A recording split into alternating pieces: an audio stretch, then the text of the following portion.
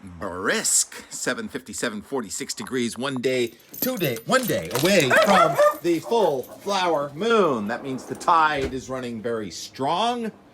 And we do have an onshore flow, so we may have some marsh flooding high tides. This is day 6 now of this weather event. I've got a little drizzle coming down, stratocumulus layer down near the ground, but it's a fairly thick cloud, and we are not expecting any breaks of sunshine today. So instead of that kind of convective shower activity like we've had the last several days with the bits of hail, more sort of these lighter showers, I think, as the air is trying to stabilize. The barometer is coming up a little bit. Rising barometer, falling thermometer. So you get the cooler air down near the ground now. So we may spend today in the 40s and perhaps even tomorrow in the 40s in the Boston area.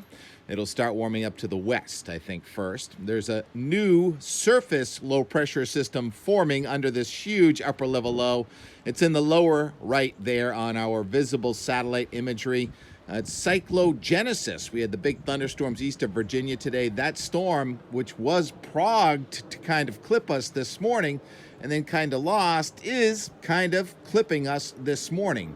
Hopefully it's going to keep the surf building. The surf that was so clean 2 days ago has gotten a little bit messy with this onshore flow from the from the east and the northeast. On Mount Washington, after 6 days in a row of ice and snow, close to 21 inches, this morning the wind shifted from east. It was 3 or 4 days of pure east wind, and the temperature actually with the wind shift this morning went up 3 degrees when the air came from the north. Warmer air coming in from the north. It's not happening here in the coastal area, so that's the reversal. Instead of having all the cold air up in the sky, now the cold air is going to be down on the ground. And here in the Boston area, nice fresh mow on the lawn yesterday. He liked that, T-Rex. We're going to have these showers today. I don't think it's going to add up to a lot. It's a raw day, certainly not worthy of trying to cancel your outdoor work if that's what you're thinking, unless you're trying to paint. But not those downpours of yesterday that dropped 0.12 here at the house on the garden, and 45 degrees, pretty close to the water. Actually, this is colder than the water temperature, so this isn't just chill from the ocean. This is chill from Canada and Greenland. Let's go to the 850. The blue I talked about is the cold, and you can see the cold actually stretching out toward the west in southern Canada and kind of shearing here. So that blocking is still evident, and the yellow gradually does come in. But then all of a sudden on Monday, there's some more blue coming at us from the north. So it is going to be a gorgeous weekend with temperatures in the 60s and an offshore flow, maybe 70 away from the coast if there's a little bit of a sea breeze.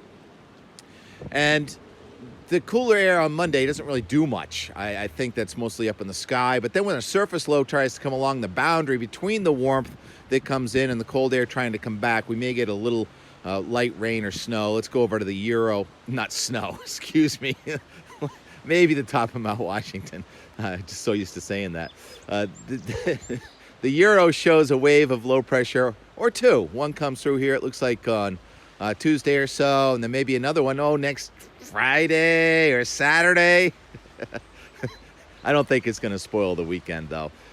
Overall, we're in an advancing pattern. How about if we check the North American 850 chart there? And there's still a lot of purple up there in northern Canada, and it's going to kind of stay there. A little glancing blow early next week, but then by days 7, 8, 9, 10, we're talking about next Thursday, Friday, Saturday, most of the nation is warming up, and looks like we could have some record warmth.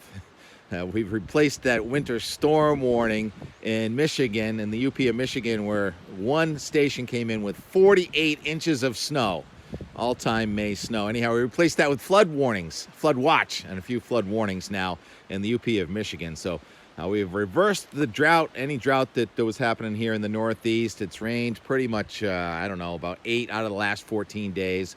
And now it looks like we're going to have that many dry days in a row, but not quite done. I didn't show you the high-resolution and AM that shows the showers, even some mixed snow showers there in Maine coming in from the northeast. So the last of this upper level low spread some more rain showers through our way. Even tomorrow, tomorrow will probably be more of a convective day where we do get breaks of sunshine, especially inland, and a few raindrops. So tomorrow will be day 7, 7-day event, and then the weekend looks gorgeous. Boston, 14-day. You can see a little dent in the temperature next week, but no real organized precipitation. There will be some showers in there. Okay, trying to make these things a little bit faster. Red Sox, yes, they're kind of got some momentum. And the Celtics last night going away. Yay.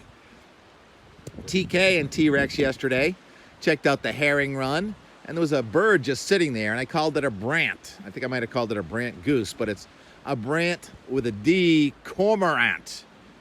So I'll get that straight. And then we saw some more fun birds and stuff at the dog park in Egret. Okay, and talk about the moon and the tide. Talk to you later. I wonder if we're actually getting ocean effect today. It's midday, May 3rd. The wind is coming in off the ocean. There's a buoyant atmosphere once again today. A nice updraft right there with showers moving from east to west. So this big boy is headed from west to east, right into a little downpour. That's some dirty air right there. Hey, clean up your act, will you? 11:24. This shower didn't even exist a few minutes ago. Coming in from the east. I wonder if we're getting ocean enhancement today. And it comes with a gusty downburst of air. Feels like the temperature just went from 55 to about 45. I think the tulips are going to get beat up by some ice balls here in a second.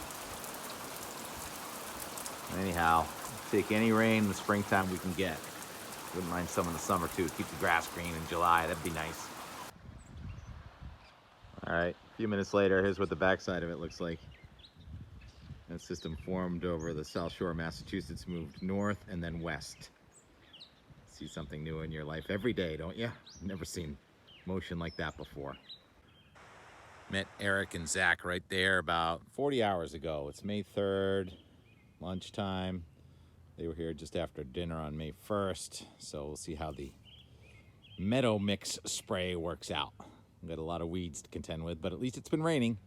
Where are we now, T-Rex? Is that a brant? I was corrected a couple of weeks ago for calling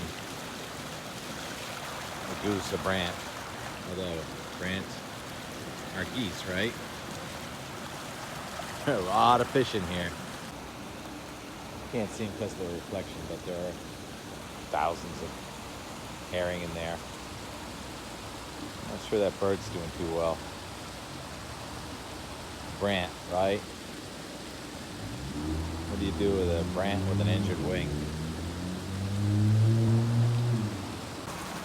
I came down here and the brant just dove into the water. Hopefully he's okay. Anyhow, I think they might be done spawning. I'm not sure which way they're going now. No, they're not done. Yeah, they're going upstream. They don't come back, right? They go up there, they spawn, and that's that. Or do some of them come back? I'm not a know-it-all. I'm a know it some. Ah.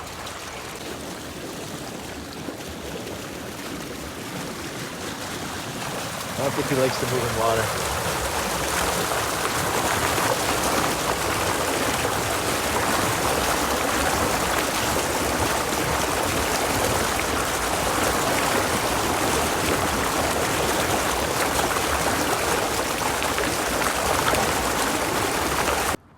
That herring run, it's up the back river, so those herring actually have to go by here on the way up there to Jackson Square, and they've got to get by this guy. Rex, did you scare the heron? It's going back after you. Watch out.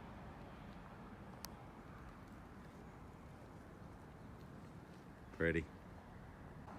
Really fun clouds today, moving from east to west. That's a little bit different. And a very low tide as we're almost to the full moon Friday. And you know, when there's a full moon, it's low tide, sunrise, and sunset. Is that the same heron? Can't tell from here.